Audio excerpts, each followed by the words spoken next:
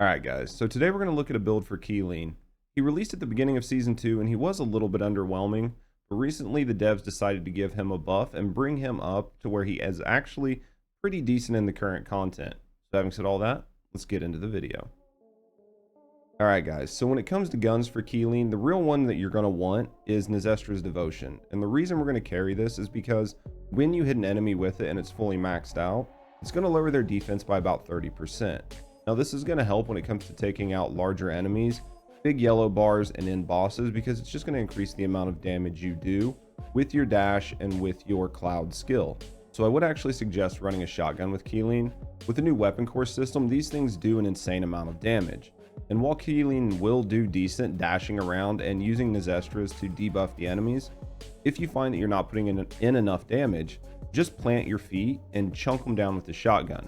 Now, I wouldn't do this if you're by yourself, as you're probably going to get burnt out. But if you are running with teammates, you can do this, and it will help you put a lot of damage down and will help you to contribute to your team and help make Keelin feel like he's that much more of a part of the team. So I don't have a great reactor, but I do have the skills on it that I actually would like to see, and that is actually toxic skill power and skill cooldown. It's basically mandatory that you have skill cooldown for Keelin, because you really need this to get your dashes back and keep uptime on all your skills. Now you can go with toxic here, or you could go with singular power boost.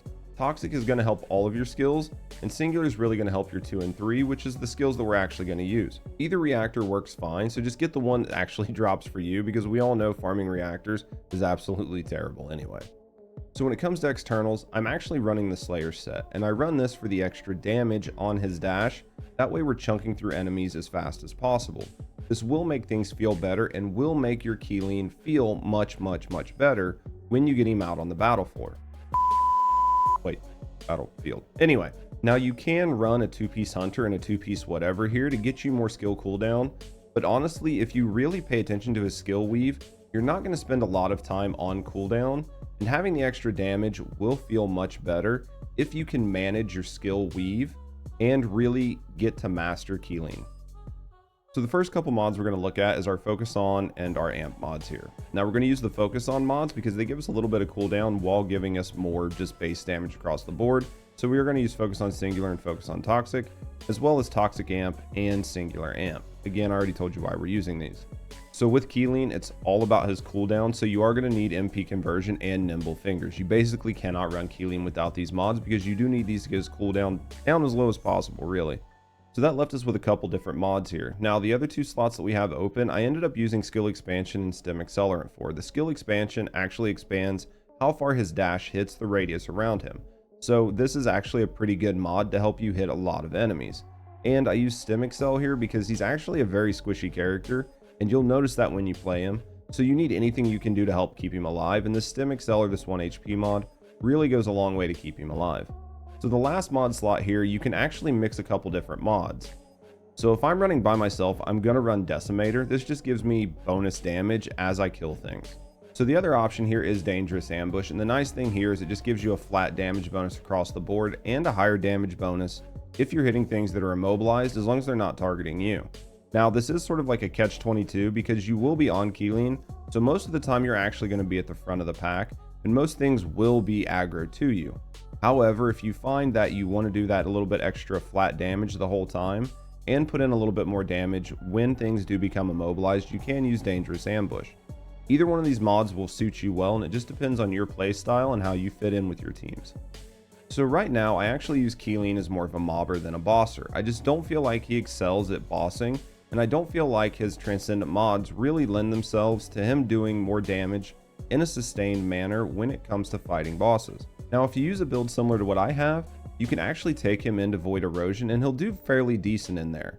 And the big reason is because his skills come off of cooldown relatively quick, and it will help you to take on all those yellow bars. So don't be afraid to use him in Void Erosion when the element benefits you. If you take him into a poison stage, he will get rocked, but if you take him in against electric, he should do fairly well. Now that we've went over Keelin and the build that I suggest you use with him, let's go ahead and look at some gameplay, and I'm going to talk to you a little bit about his skill weave and how I think you should use his skills to be successful while you're out taking on enemies. So the big thing to note with Keelan is you really want to use his dash as they come off of cooldown.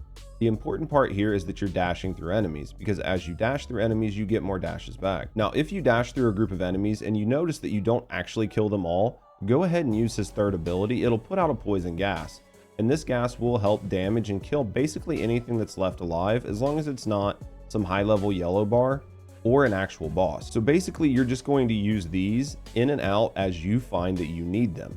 Dash through enemies, and if you find there are still enemies alive, just go ahead and hit your 3 and then continue to dash. Your goal here is just to cut across the battlefield as fast as you can and dispatch as many enemies as possible. Now, if you're playing by yourself, just go through the mobs and then turn around and come back through and clean up what's left. Now, if you're playing with teammates, don't feel the need to double back. Let your teammates put in some work too. You're going to be the tip of the spear, and you're going to be cutting through these enemies very, very quickly. So just go ahead and try to dispatch as many as you can while you're pushing through the level. If you do notice a yellow bar, go ahead and dash through it one time and then double back and dash through it a second time. If it's still alive, use your 3 and then repeat as necessary until it's dead. Now, every once in a while, you will find yourself low on dashes, either due to mob density or just not having the absolute max cooldown. This isn't actually a problem. Just make sure to pay attention to your number 4 skill. Make sure it is not lit up purple, which indicates that there are enemies within the radius of your skill. We don't actually want to do damage with this skill, we only want to use it to recover our dashes. So when you find yourself low, just move out of range, use your 4 to get your dashes back, and then continue to push through the enemies. Once you get used to using these skills in the skill weave, you'll find that you don't ever really have any downtime, and that you always have uptime on your skills even without having max cooldown, and using the hunter set isn't actually required, and you're much better off just using the slayer set. Now, when it comes to getting to the final bosses, you do need to pay attention. You can't just go in full dash and try to burn them out. Keelan is very, very squishy, and he cannot face tank too many shotgun blasts to the face. Now, while it might not feel absolutely the best, you do need to slow play these situations and make sure you're using your dash and cover appropriately. Get in, put in some damage, and dash out. Rinse and repeat this, and these guys will go down super fast. And honestly, that's about all you need to know to play Keelan. With his recent buffs, he's actually a really strong character, and I think he's somebody that a lot of people are sleeping on. With Void Erosion being in the game now, I do think that you will see a lot more Keelan gameplay as people realize how good he actually is, and you will be able to mix him with other Descendants and see a lot of success in the harder content. Hopefully this guide helped you, and hopefully it helped you build out your Keelan and get used to using him on the battlefield. I do think that he is a great addition to the game, but I do still think that he does need a little bit additional love to bring him up to the level of some of our other Descendants. But let me know what you think down in the comments below. Are you enjoying Keelan, and do you see him as a force to be reckoned with, or is he somebody that you just crafted and deleted? Thanks for watching, and as always, have a great day.